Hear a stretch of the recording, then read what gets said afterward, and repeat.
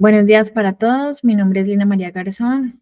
Vamos a dar inicio al caso de interés, el cual he titulado Mal de la Rosa. Entonces les presento el caso de un hombre de 61 años residente en zona urbana de Cali, quien se dedicaba a ser consultor gerencial, es decir, una persona que asesora a empresas para mejorar su rendimiento.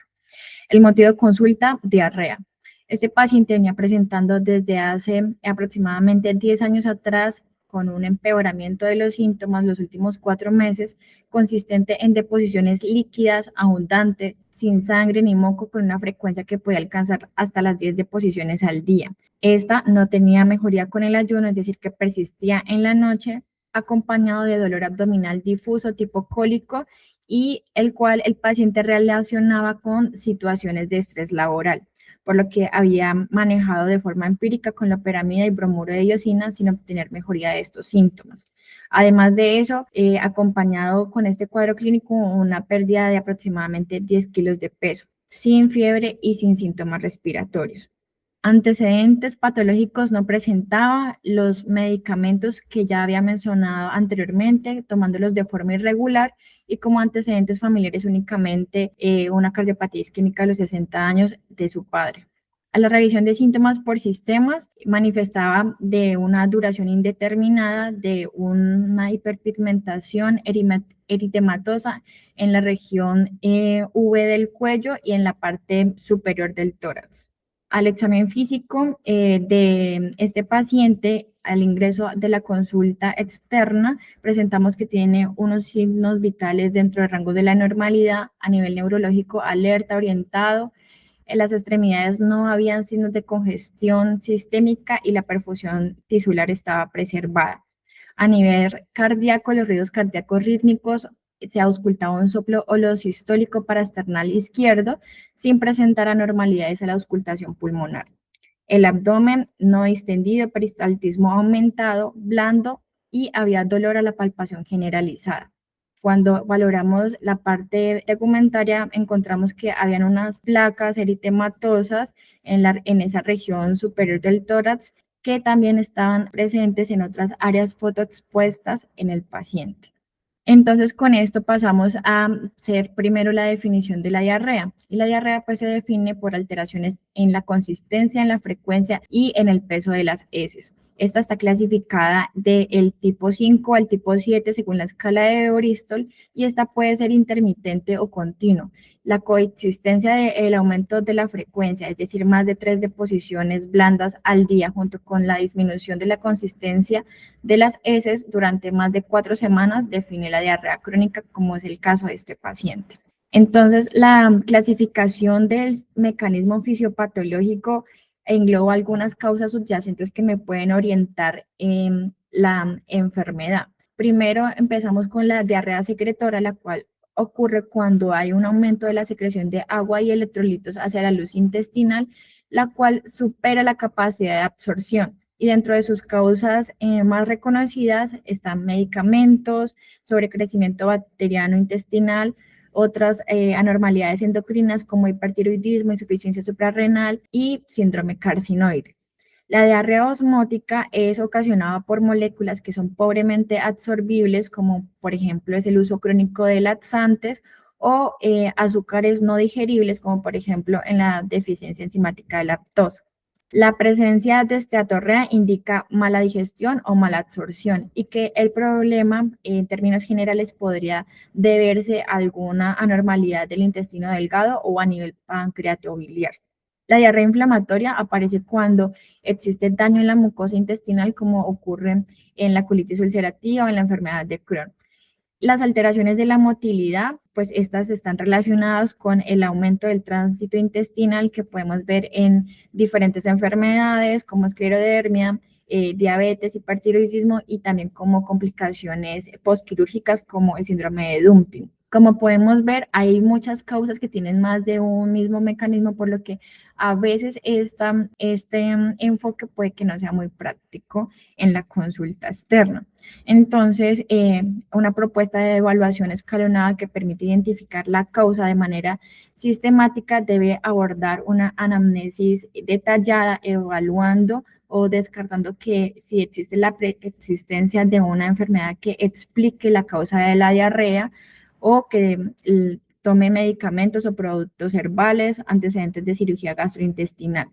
Al examen físico, definir si existe algún hallazgo que me pueda sugerir la causa de la diarrea como algún tipo de enfermedad sistémica. Es el ejemplo de que un paciente con diarrea crónica, urticaria pigmentosa, se puede pensar en una mastocitosis sistémica o paciente con diarrea crónica, neuropatía periférica en una amiloidosis.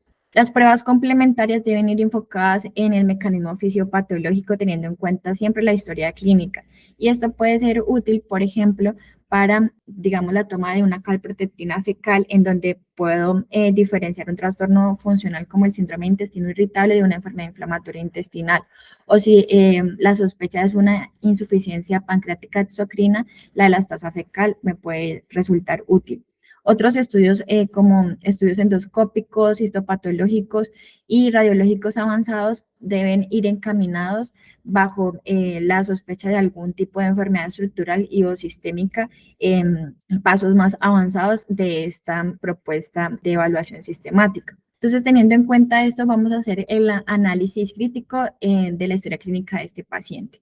Entonces, en la anamnesis encontramos que la diarrea osmótica, que típicamente son acuosas, abundantes, pero que ceden con el ayuno, no es el caso del paciente. Tampoco presentaba características de esteatorrea ni tenía ninguna relación con un antecedente específico, pero sí se trataba de una diarrea profusa que persistía incluso en la noche, lo que nos hace pensar de que esta sea clasificada como una diarrea secretoria. Y si integramos que al examen físico encontramos un soplo cardíaco, pues no sería descabellado pensar de entrada que se tratara de un síndrome carcinoide. Continuamos con los exámenes de laboratorio. Encontramos que este paciente se presentó a la consulta de seguimiento con un hemograma en donde no había anormalidades, no habían citopenias, no había anemia, el volumen corpuscular era normal.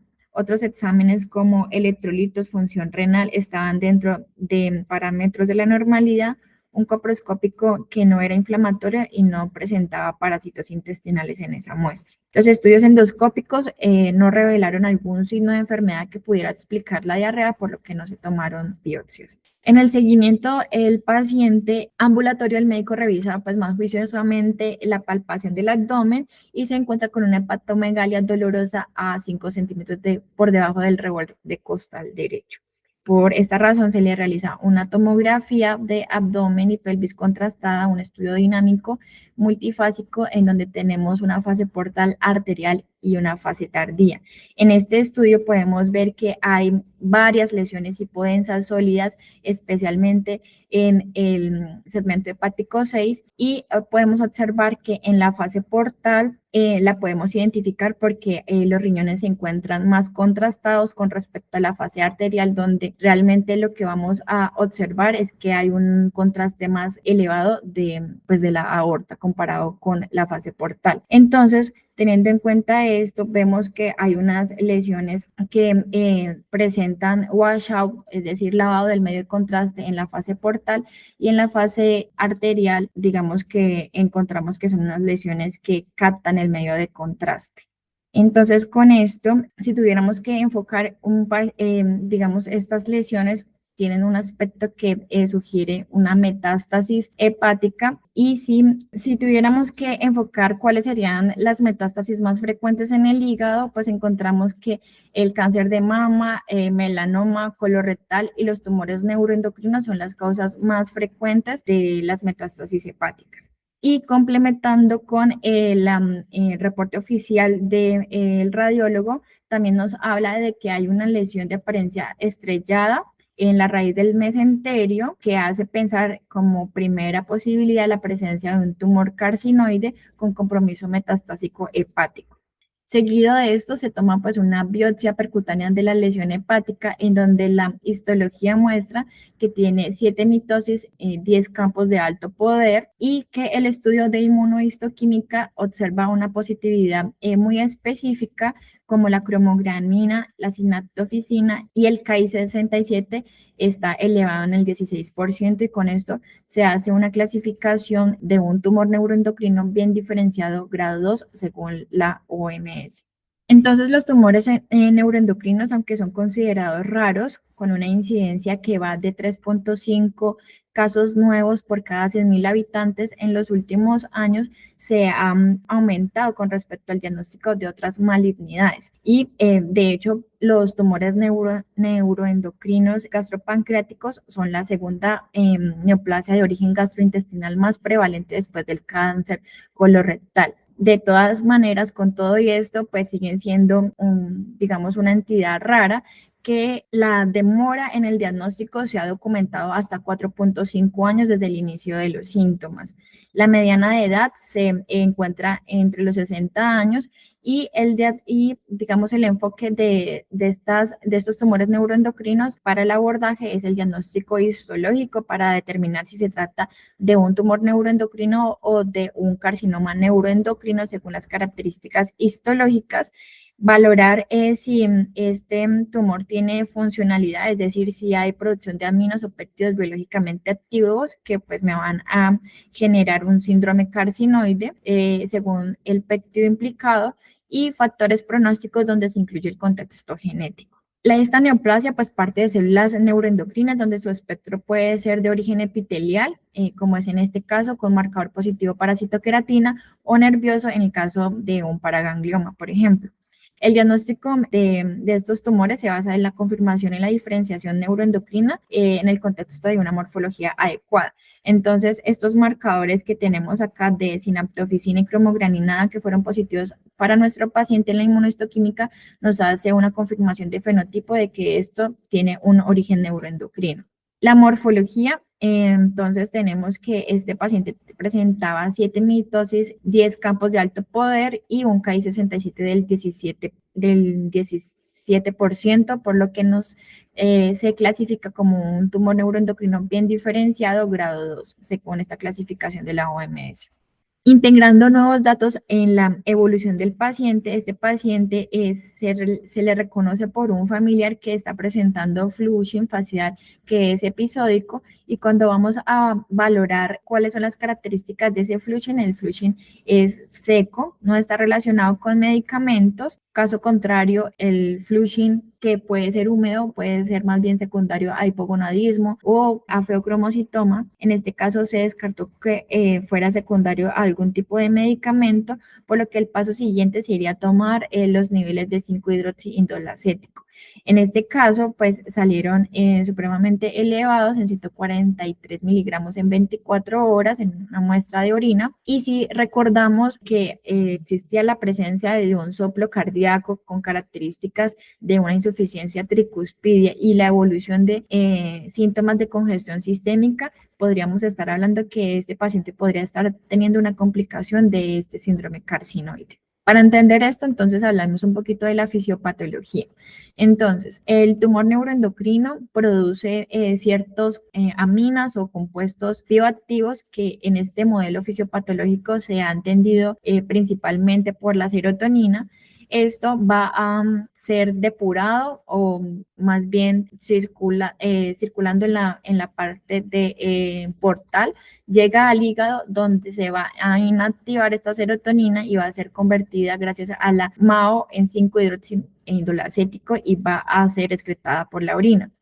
En situaciones en donde haya se salte esta circulación de drenaje portal, como por ejemplo tumores neuroendocrinos localizados en el ovario, en el testículo, mucho menos frecuente en el pulmón, o que la carga tumoral sea excesivamente alta, o que hayan metástasis hepáticas donde no se pueda generar la adecuada depuración de estos compuestos bioactivos, lo que va a generar entonces esta serotonina son unas placas fibróticas en las cavidades derechas del corazón, y vamos a encontrar que se va a presentar una de las complicaciones del síndrome carcinoide, que es la cardiopatía, la cual se puede llegar a encontrar hasta en el 21% de los casos. Entonces, en este paciente que estaba con síntomas de congestión sistémica y que tenía unos niveles elevados de ácido 5-hidroxiindolacético, al examen físico encontramos el soplo cardíaco, realizamos un ProBNP-NT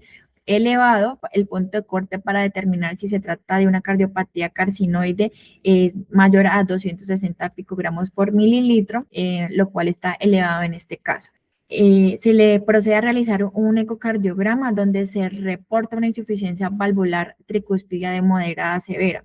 Esta es una vista apical 4 cámaras que está enfocada en el ventrículo derecho, aquí en las cavidades derechas, y se observa que en esta entidad hay un acortamiento, engrosamiento y retracción de las valvas de la válvula tricúspide, lo que genera que estas valvas permanezcan fijas en una posición parcialmente abierta durante todo el ciclo cardíaco, lo que va a provocar una insuficiencia tricúspide severa y como consecuencia de esto dilatación del ventrículo derecho y posteriormente los síntomas de falla cardíaca derecha. Ya una vez hecho el diagnóstico histopatológico del tumor neuroendocrino, es importante localizar la neoplasia para generar una estadificación. Entonces, de entrada, como mínimo, todos los pacientes deben tener una tomografía de abdomen, como es el caso del paciente que se realizó contrastada, dinámica, trifásica. Es importante valorar esas características, especialmente en la parte del hígado, a ver si presenta lesiones metastásicas. Y también es importante, ya sea por tomografía o con mayor rendimiento, una resonancia de abdomen, consecuencia de difusión y contraste hepático específico, especialmente para planificación de intervenciones locorregionales. El examen preferido es la tomografía de galio 68 para determinar si hay receptores positivos para análogos de la somatostatina. Sin embargo, pues en Cali recientemente no teníamos la disponibilidad de esta imagen funcional, por lo que la alternativa es tomar una gammagrafía con octreotide. Idealmente, pues digamos, siempre se ha establecido en la literatura que el radiotrazador de esta debería ser el indio 111, pero pues en Cali se hace con tecnesio. Entonces, acá tenemos la gammagrafía que se le realiza al paciente donde se encuentra que hay un compromiso tumoral extenso en la parte localizada del hígado y también que hay receptores o expresión de receptores de somatostatina también en el mesenterio. Este es el reporte oficial y de forma complementaria tenemos las guías de tumores neuroendocrinos europeas del año 2022 donde nos hacen la recomendación de hacer un estudio funcional con PET-CT FDG de forma complementaria en cierto tipo de casos y en el paciente cumplía para que era un tumor neuroendocrino grado 2 con un KI67 mayor al 10%, por lo que se le realizó esta imagen donde también se observaban múltiples lesiones metastásicas en el hígado con hipermetabolismo focal en esa lesión sólida del mesenterio, sin encontrar imágenes discordantes entre este PET y la gammagrafía con octreotide. Este es el reporte oficial. Y entonces, teniendo en cuenta que tenemos este paciente con un tumor neuroendocrino, ¿cuál es el principio del manejo? Pues primero, siempre buscar de forma activa las complicaciones. En este caso teníamos una cardiopatía carcinoide. La fibrosis mesentérica también es muy frecuente, se puede llegar a presentar hasta en el 70% de los pacientes y se manifiesta como un dolor postprandial especialmente. Complicaciones como la crisis carcinoide, en donde pues hay una elevación abrupta de estos péptidos vasoactivos, especialmente por situaciones de estrés como cirugías, infecciones, toma de biopsias, lo que puede llevar a que pueda presentar elevaciones abruptas de la presión arterial o inclusive con impacto hemodinámico. Deficiencias nutricionales y el manejo de los síntomas y la carga tumoral se va a hacer dependiendo, digamos, de la expresión o no de receptores de somatostatina. Esto pues va a generar un control de la diarrea, el flushing, el broncoespasmo que se puede presentar en los pacientes y esto lo podemos también monitorizar con los niveles de ácido 5-hidroxiindol acético. Todo esto teniendo en cuenta de que si no se puede ofrecer una terapia curativa, es decir, porque la carga tumoral está diseminada, es con el objetivo de mejorar la calidad de vida de estos pacientes. El tratamiento, entonces, de primera línea, tenemos que si las imágenes son positivas para expresión de receptores de somatostatina, se le dé pues un análogo y en este caso, oncología, lo que se formuló fue Lanreotide de 120 miligramos subcutáneo cada 28 días. El pronóstico de estos pacientes, en este caso, podemos encontrar que para tumores neuroendocrinos grado 2 con un compromiso distante, tenía un pronóstico aproximadamente de 4.5, 4.7 años comparado con otros tumores neuroendocrinos sin síndrome carcinoide que puede llegar a ser del 7.1%, de 7.1 años. Pero esto no es todo. El paciente luego ingresa por su familia, ya que hacía 2 meses venía presentando alteraciones en el comportamiento, agresividad, alteraciones en la vigilia, pasaba toda la noche sin poder conciliar el sueño, pero a veces con somnolencia excesiva. Y lo que llevó a prender las alarmas en su caso fue que el paciente presentó una conducción muy errática, lo que los obligó a consultar.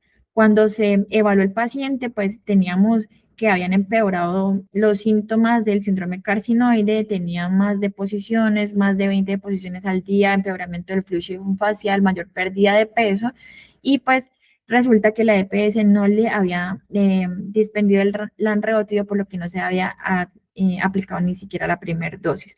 Al examen físico se mostraba un paciente con somnolencia marcada, por lo que en este caso, un paciente que tenga una alteración de las funciones mentales superiores, es decir, un deterioro cognitivo que es de rápida instauración, como en el caso de este paciente que fue en 2 meses, podemos hablar de lo que es una demencia rápidamente progresiva.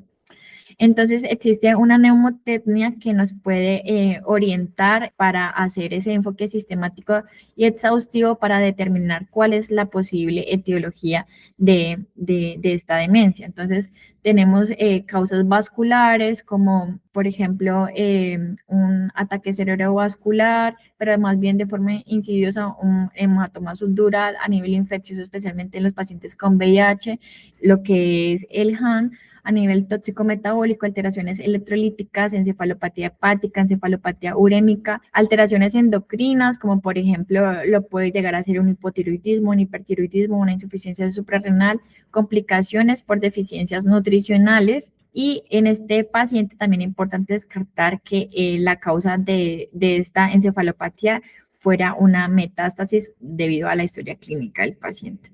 Entonces, haciendo el abordaje de este enfoque, se realizó una resonancia cerebral contrastada que descartó de primera mano una causa pues estructural como metástasis u otras causas que nos pudieran sugerir la encefalopatía.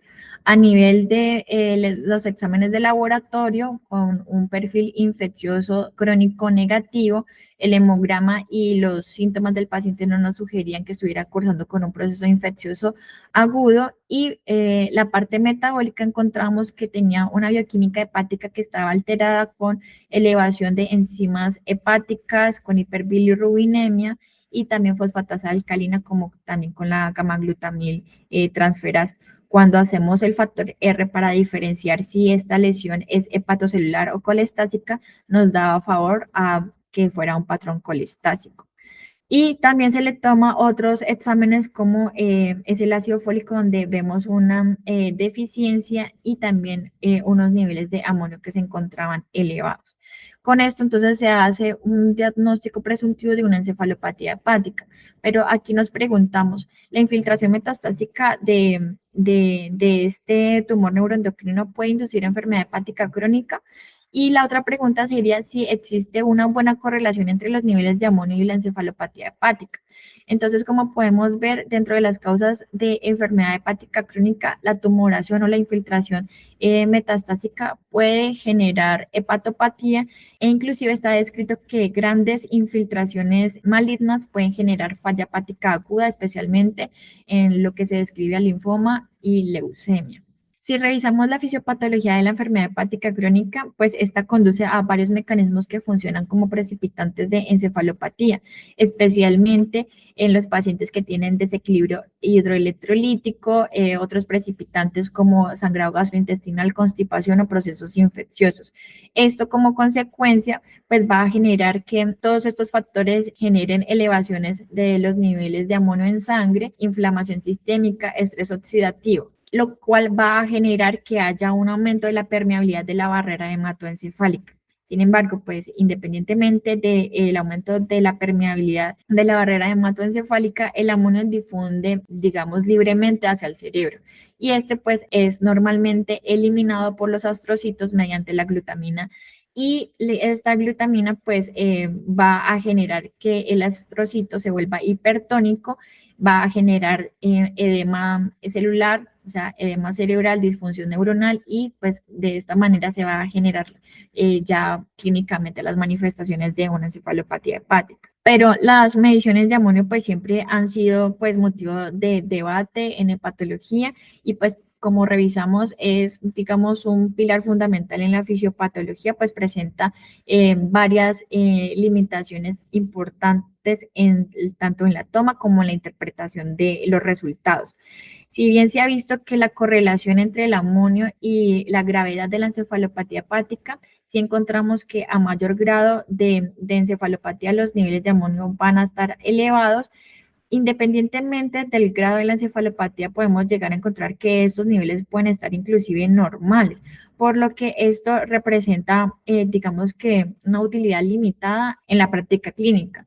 Es decir, los pacientes que tienen una alta probabilidad, alta o baja probabilidad pretest de que se encuentre cursando con una encefalopatía hepática, los resultados elevados o bajos, pues no me va a generar una utilidad en cuanto a la conducta clínica. Únicamente quizás cuando el paciente esté cursando con una encefalopatía de causa incierta y si esos niveles de amonio se encuentran disminuidos, probablemente la causa de esa encefalopatía no sea una encefalopatía hepática.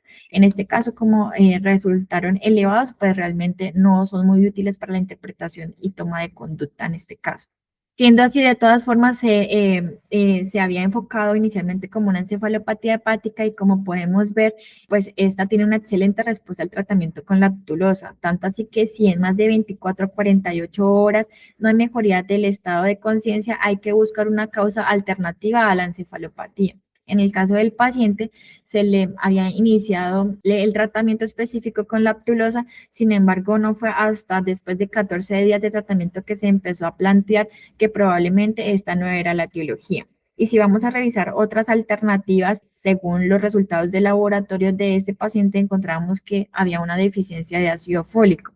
Y realmente, digamos que las deficiencias nutricionales en muchos casos no se encuentran de manera aislada. Cuando vamos a revisar cuál es la prevalencia de las deficiencias nutricionales o vitamínicas en los tumores neuroendocrinos gastropancreáticos, vemos que la síntesis y la absorción de estas vitaminas, pues se ha visto reportada tanto como para la vitamina B3, vitamina B12 y otras vitaminas liposolubles como la vitamina D.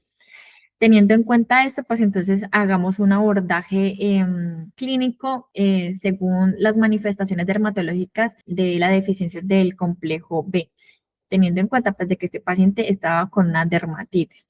Entonces, aunque pues estas manifestaciones clínicas de cierta manera pueden superponerse o coexistir, como dijimos anteriormente, las características más frecuentes, hablando de la riboflavina, por ejemplo, es la dermatitis seborreica, la queilitis, pueden cursar con glositis atrófica, en donde se va a presentar una apariencia de una lengua lisa de color rojizo intenso, como se muestra en la imagen, y otras como por ejemplo la deficiencia de vitamina B6 también puede cursar con glositis atrófica, eritema, ardor, estomatitis aftosa, úlceras orales y neuropatía periférica.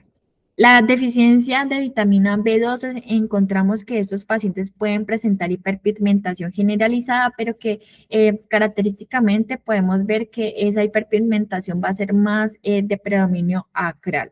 Otras manifestaciones, como en la deficiencia de vitamina B3, más conocida como niacinamida, podemos encontrar que estos pacientes pueden cursar con un exantema eritematoso que puede ser doloroso, intermitente, pruriginoso, especialmente en áreas fotoexpuestas. Este exantema puede evolucionar a placas edematosas que pueden progresar a vesículas que estallan, generan erosiones costrosas y evolucionan a escamas gruesas de color oscuro marrón, como es en este caso. Entonces, En la deficiencia de vitamina B3 o niacina podemos encontrar que hay, digamos, unos signos clínicos muy característicos, como lo es el collar de Casal, que es, digamos, la manifestación localizada en esa región superior del tórax y parte del cuello, pero el sitio más frecuentemente afectado es el dorso de las manos, lo cual se ha denominado el guante de pelagra.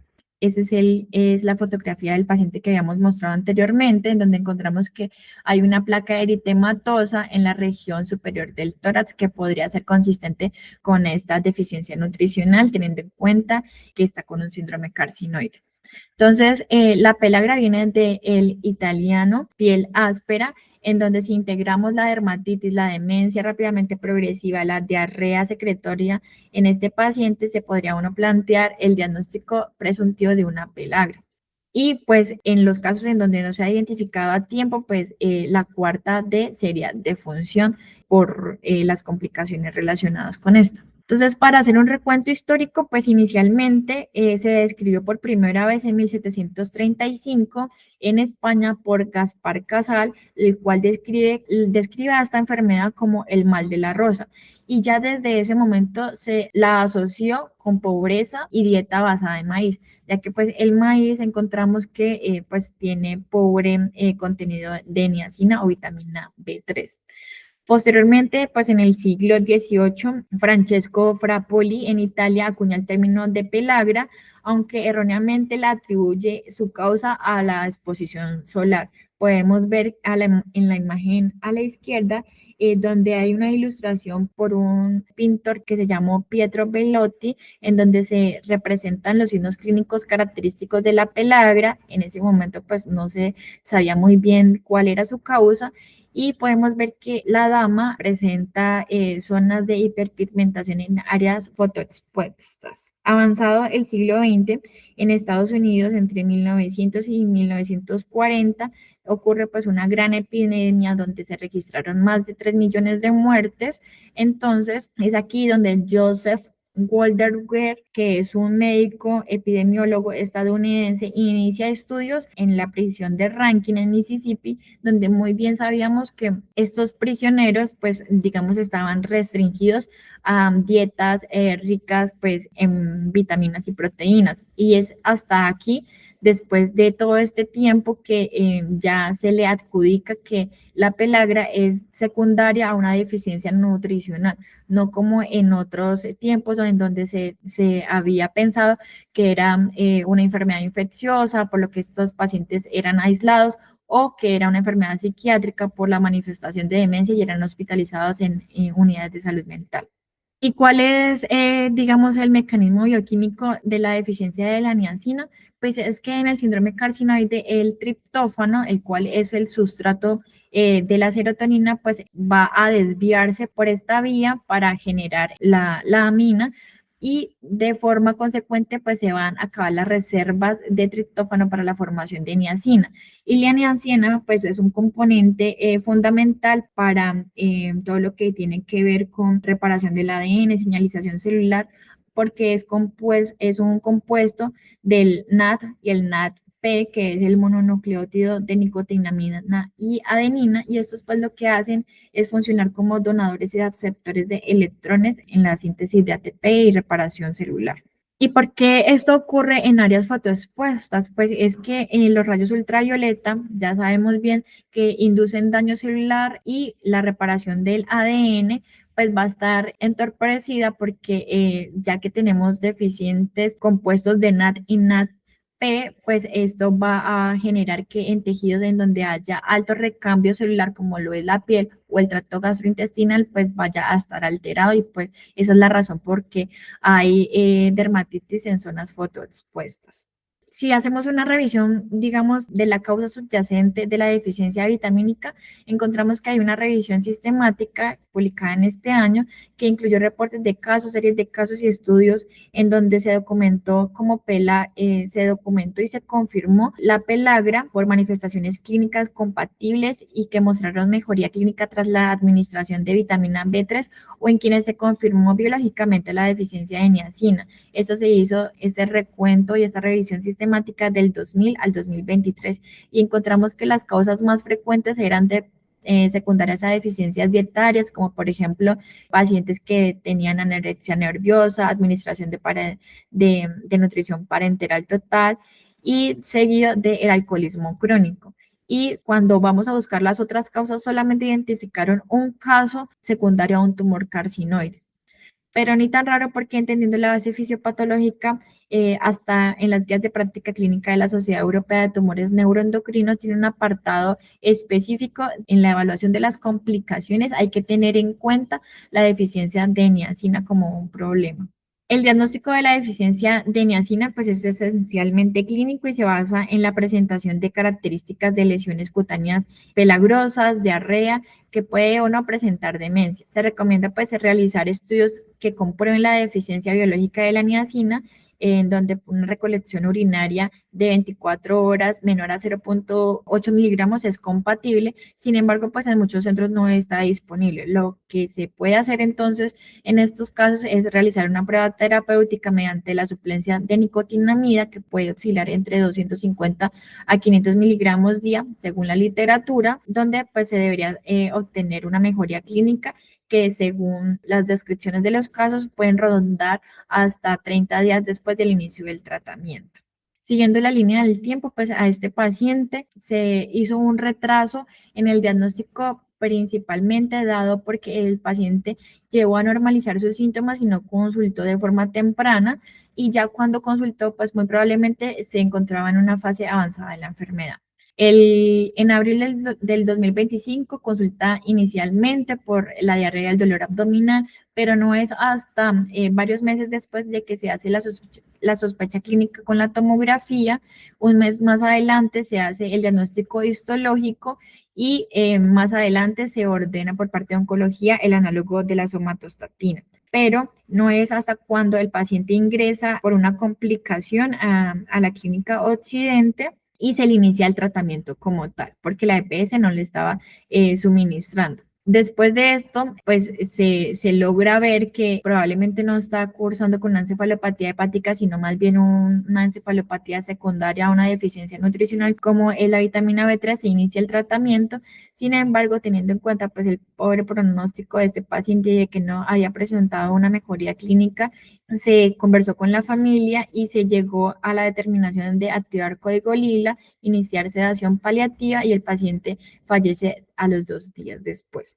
Entonces, a modo de conclusión, el reconocimiento oportuno de los tumores neuroendocrinos es fundamental, ya que pues los retrasos en el diagnóstico pueden dar lugar a mayor morbilidad y mortalidad, teniendo en cuenta de que la supervivencia de los pacientes con el tratamiento actual puede llegar a ser mayor. Se debe buscar activamente deficiencias nutricionales asociadas con diarrea crónica. Tanto así que se recomienda en las guías que los pacientes que tengan síndrome carcinoide se les administre de forma preventiva vitamina B3 para evitar esta complicación. Y como último mensaje, quien olvida su historia está condenado a repetirla y lo que no se conoce no se diagnostica, por ejemplo, en este caso, la pellagra.